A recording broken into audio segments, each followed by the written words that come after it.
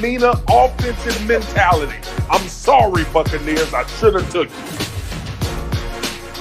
Look at you pointing the finger already. I'm not going to let you just talk about the defensive line. No, this was owning the line of scrimmage on both sides of the football.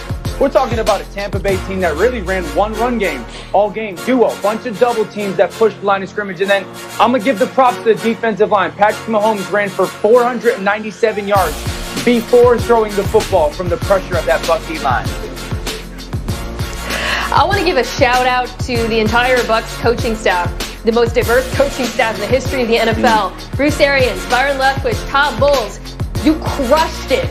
The adjustments you made from Week 12 to the Super Bowl were a masterclass in coaching, and we're going to talk about them all show long.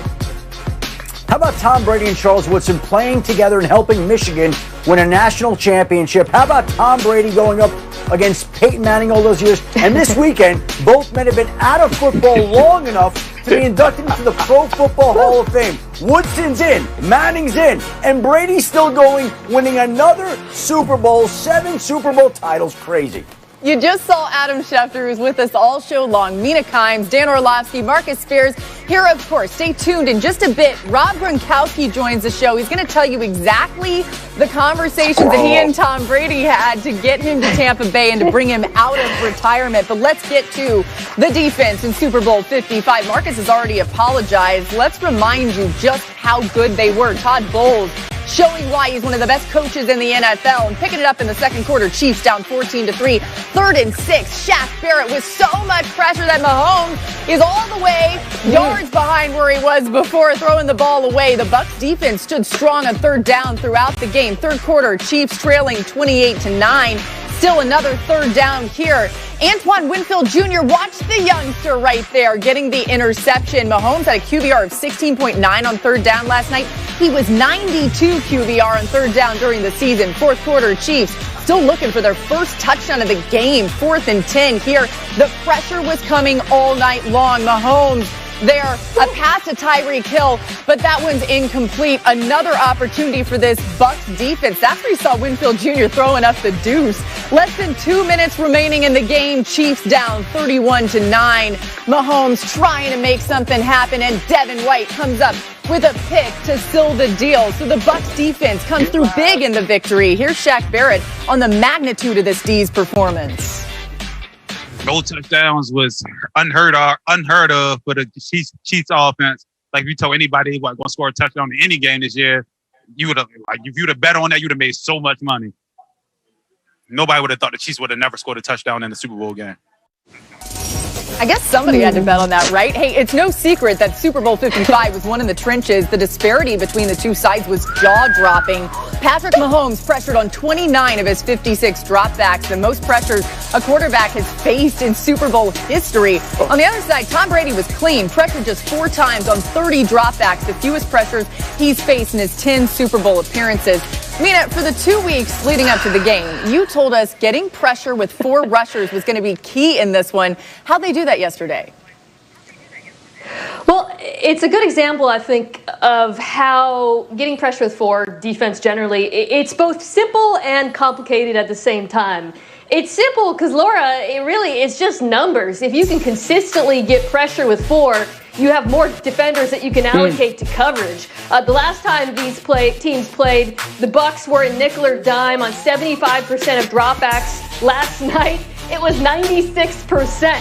They barely had to blitz at that. Now, how is it complex? Todd Bowles wasn't like just, okay, I'm just going to send 4 and call it a night. He was lining up those defensive linemen across various alignments. It was confusing. I mean, he had Vita Vea at defensive end at one point. He was overloading at one point. Like, the Chiefs' offensive line was basically on tilt the entire game.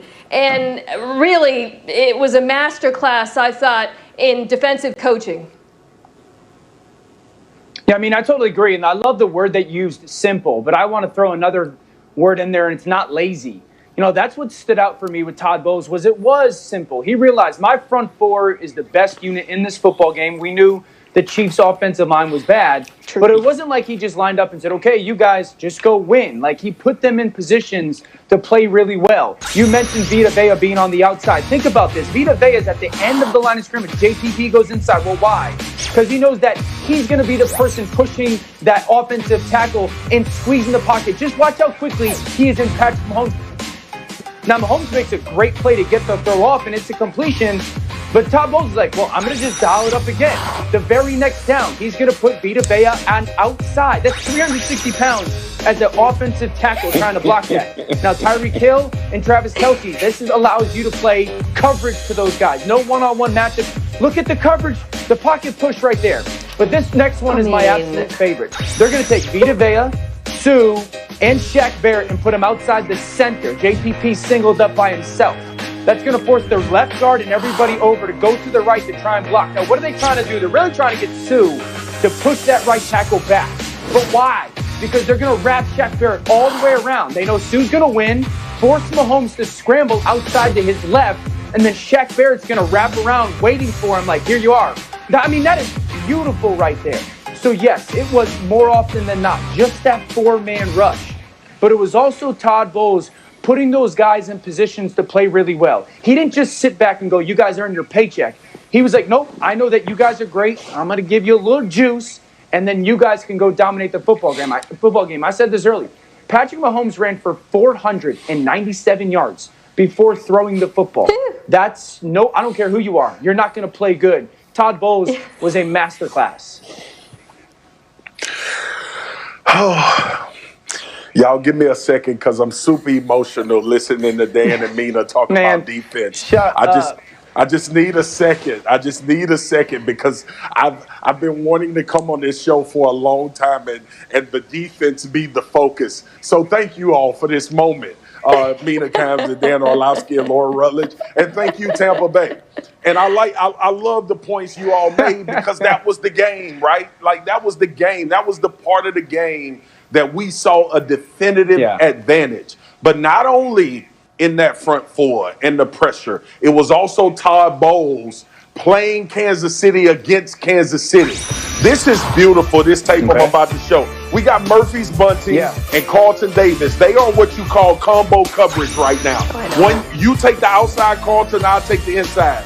As soon as we see Miko Hardman go across, trigger, Murphy's Bunting in that situation. Jamel Dean on the other side knows, keep my eyes to the quarterback. Another situation, Murphy's Bunting coming off the edge, and then Jamel Dean coming as the corner. Now, Pat Mahomes sees this, but he can't let it go because Levante David and Devin White's speed is taking away his hot throw. That zoom in on Kelce right now. You don't make that pass, I'm going to go get that pass. Jamel Dean misses it. Mahomes being special.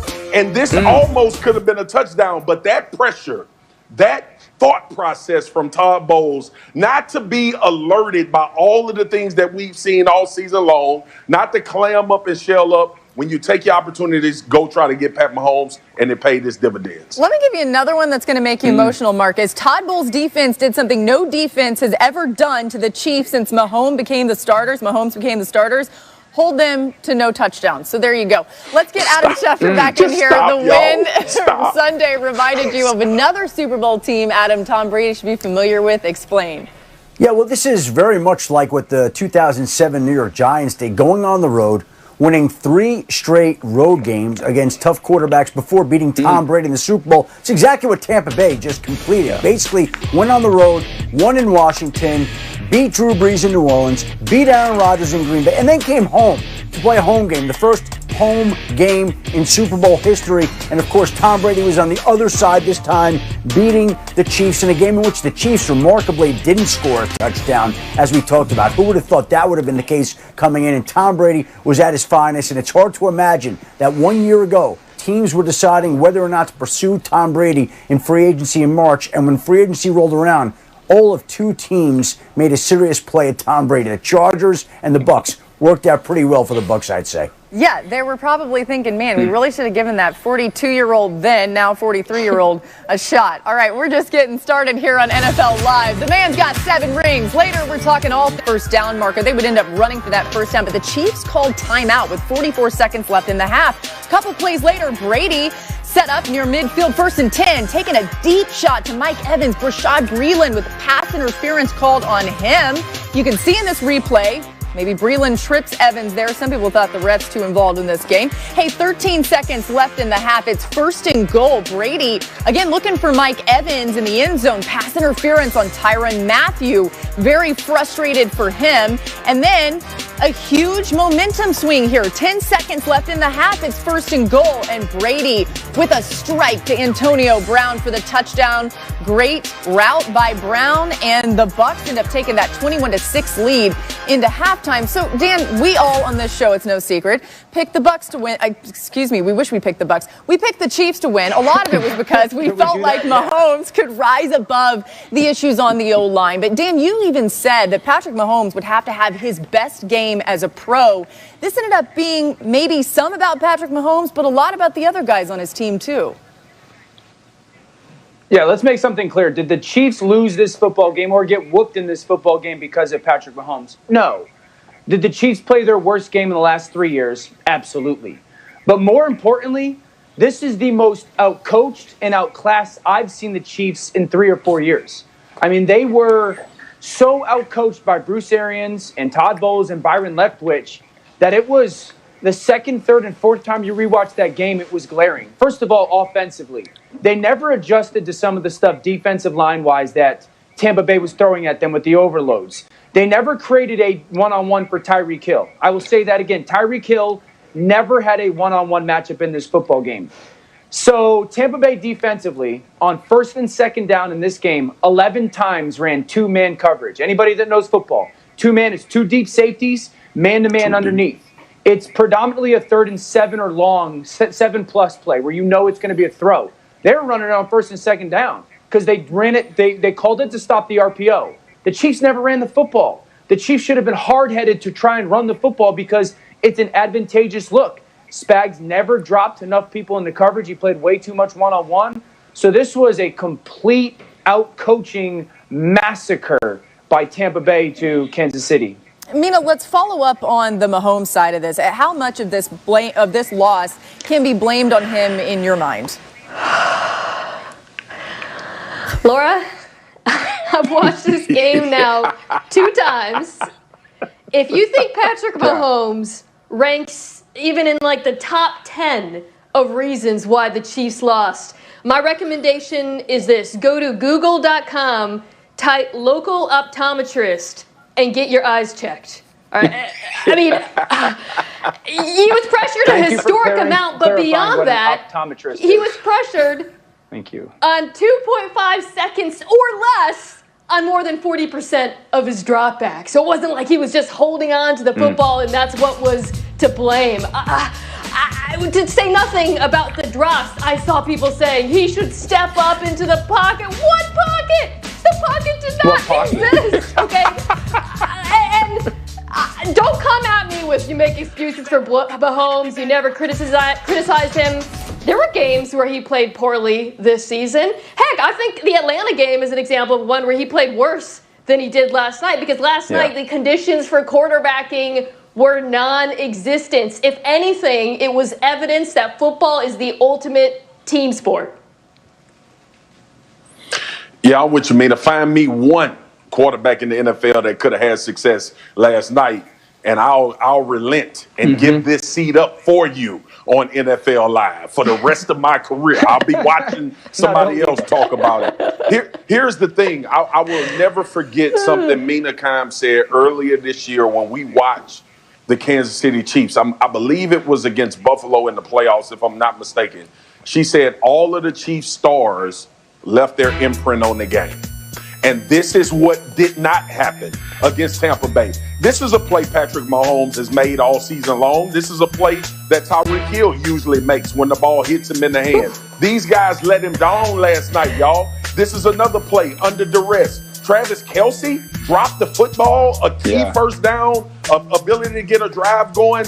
their stars, their top-heavy guys, the guys that he needed as well to come through in this game, let him down time after time. And that's not to cast aspersions on them either. Everybody had a hand in this. But when you look at the duress that Patrick Mahomes was under, and you look at how those guys responded, it was a problem. It looked like the Chiefs panicked early in this game. Yeah, Mina actually brought that up in the divisional round when the Chiefs were playing against the Browns and Patrick Mahomes got hurt in that one.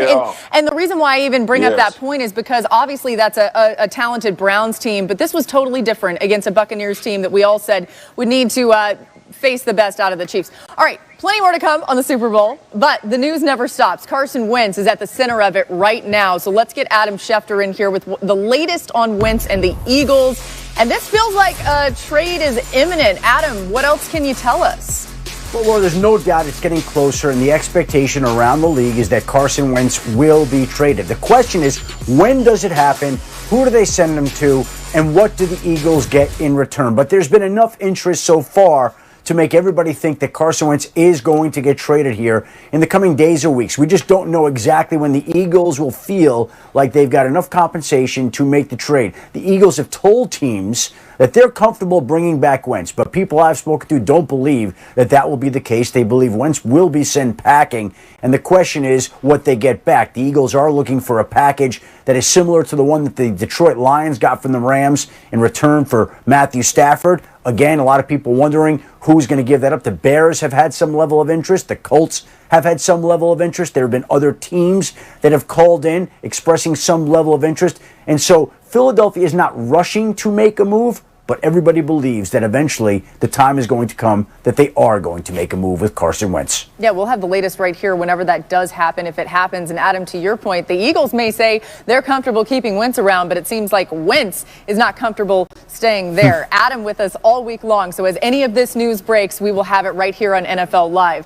Hey, the Brady-Gronk connection was on full display in Tampa last night. Gronk is joining us on the show. Find out what it's like to get winked at by Tom Brady. There's some crazy details there as well. You remember when he initially retired from New England? I remember having him on my podcast at one point and saying, would you come back? And he said, if Tom Brady called me to come back, I would. Well, Tom called him to come to Tampa. Gronkowski answered the call, and he answered the bell, coming up with 2 big touchdowns and making a huge difference on Sunday. Another player stepped right in, Leonard Fournette, the running back who became the back that the Bucs leaned on, the explosive big run that helped put this Super Bowl win away yesterday. Think he's happy? Think he remembered Jacksonville waving him early in the year? He tweeted about it this past week. He surely did. And the other Brady compadre that he wanted to bring along was Antonio Brown. Always been a connection between these two. They bonded during the brief time they spent together in New England, and Antonio Brown wanted to follow Tom Brady wherever he went. If Tom Brady had signed in Alaska, I think Antonio Brown would have been willing to go there with him. We saw all these players wanting to go play with Tom Brady. And I should point out, Laura, that Matthew Stafford, after he was traded to the Los Angeles Rams, got a number of texts from a number of players. I know Matthew Stafford's not Tom Brady. I got it. But he's in Los Angeles playing for Sean McVay, and there's a lot of players that want to go play in that system, in that situation with Matthew Stafford in L.A., just like Tom Brady was a magnet in Tampa for big-name players. Yeah, those quarterbacks seem to have that magnetic quality. Let's go to another quarterback here. Adam, Dan, speaking of that AB touchdown. That's the best tee-up I've ever had. Dying over it. So stupid. Let's talk about Antonio Brown and that touchdown. Just how good was the route he ran? Yeah, it was sick. You know, a lot of credit goes to Byron Leftwich for kind of the thought process of the play. But then Tom Brady's this guy that believed in AB. And then a huge moment, they're like, we're going to leave him on the field, not Mike Evans or Chris Godwin. So back to Leftwich, okay? You put an extra offensive lineman and 2 tight ends on the field. That takes every DB off the field but Matthew. Now it's one-on-one versus AB. And the route is going to be really an out and return back. This just takes some... Watch the suddenness, the peak of the head, and snap back inside. And that's a great throw for Tom Brady low and away. We call that route Disney. It would be called X-Disney. Now, why did we call it Disney? Because the route is known as a whip route. Anyone that's been to Disney World, Magic Kingdom, on your way to the Pirates of the Caribbean, you stop and get yourself the drink, the Dole Whip drink. We called it Disney. AB wins. It's a beautiful thought process from Byron Leftwich. I love that Dole Whip. I also love Pirates of the Caribbean. Really Dan, you teach me things all the time, but I did not know that. That's great. Let's get to a really key part of what gave the Buccaneers success. It's all about play action. And the Bucs ran play action on 43% of their dropbacks in Super Bowl 55. 10% higher than any game they played this entire season. Brady took advantage, completing 10 of 13 passes for 135 yards, 3 touchdowns, and 9 first downs. His 3 touchdown passes on play action ties his own Super Bowl record, set in Super Bowl 38 against the Panthers. And we've been waiting. It was like early on in the season, we're like, why would they not use more play action with Tom Brady? Anyway, they finally did. Mina, you have a play action related stat that you say will blow our minds, so give it to us. Well, let me start off by saying the Bucs did exactly what we hope for all season, which is Byron Leftwich took the play action dial and he turned it all the way up. So before the bye, they were only using play action on 18% of their dropbacks. In the Super Bowl, it was 43%, the most of any game this season. And what I loved about that, Laura, was how Leftwich used play action and then max protect to dictate to the defense. The first time these teams played, Steve Spagnuolo was dictating to Brady. This was the reverse. Look at this statistic. Okay, in week 12, the Chiefs were barely in base. In the Super Bowl, they were in their base defense, meaning just 4 defensive backs on the field, 44% of the time as a response to the run, max protect, the threat of just having those heavier players on the field. As a result, the Bucs were able to get the matchups they wanted on linebackers and safeties. That is coaching. And we're praising Todd Bowles. I cannot praise Byron Leftwich enough for his game plan. Yes. No doubt. Yes. I mean, you're spot on. You're spot on with the Byron Leftwich praise. Think about it like this. You know, Tampa consistently put a 6th offensive lineman on the field, and then they'd have one of their tight ends. And everyone at home often hears, you know, like when teams call play action, they're thinking, oh, they're trying to get these huge throws. The Buccaneers actually think of it in reverse order. And Mina, you hit this. It's all about protection. They're just trying to keep the quarterback upright. And then they go, AB, you can win. Or Gronk, you can win. Then we'll pound the football a little bit. Like RJ, you can get a double that big in route. But the theme is we can dictate to you what we want to do in the run game, and then we can keep our quarterback clean. Tom Brady doesn't need that much. You know, like as long as he's upright and no one's in his face, he's going to place the football exactly where he wants to be. And that was the big thing, was Byron Leftwich figured out, okay, that's not who we are, who we tried to be in September, October. But I know who we can be. And we can be, because this is what they became, the best play-action passing team in football. And that's what showed up last night. Yeah, and it wasn't all play action, right, for this Bucs offense. Marcus, Leftwich schemed up some plays that really had the Chiefs defenders guessing. So what did you see there? No doubt. Yeah, he was masterful. And y'all know me. I scream, run the damn ball. But I got to give Mina and Dan some love as well, because it's a setup for a later picture. In that drive that Gronk scored, the first 3 plays of this possession was run.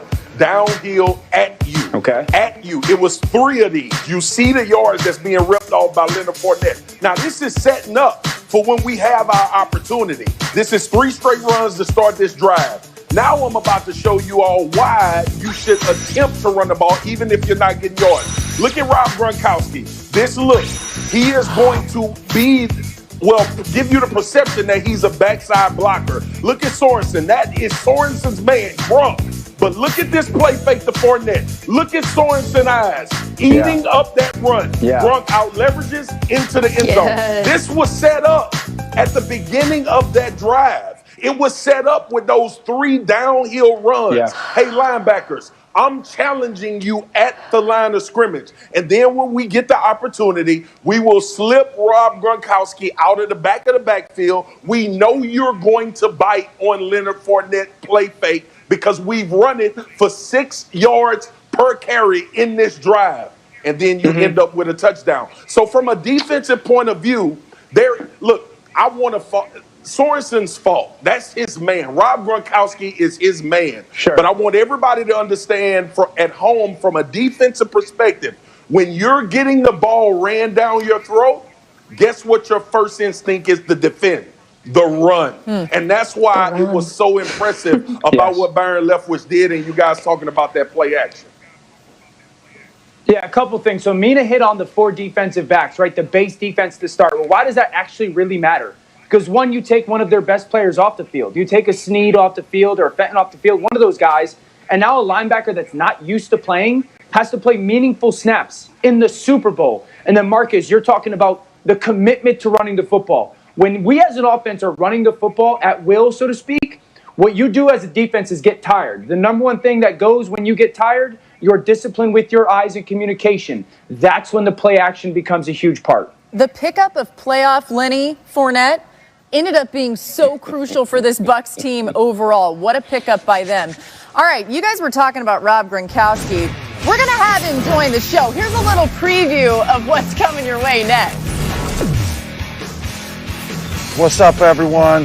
Tampa Bay Bucs Super Bowl 55 champs, baby, and I'm here at Disney World celebrating. Let's go. And with 2 touchdowns last night, Gronk and Brady have now connected on 14 postseason scores, the most of any QB receiver duo in NFL playoff history, passing Hall of Famers Joe Montana and Jerry Rice. The 2 have also connected on 5 Super Bowl touchdowns, once again, the most of any duo in Super Bowl history. Gronk's QB had nothing but love for his tight end after the game. Take a listen. Robbie G. Congrats, baby. I'll see you later.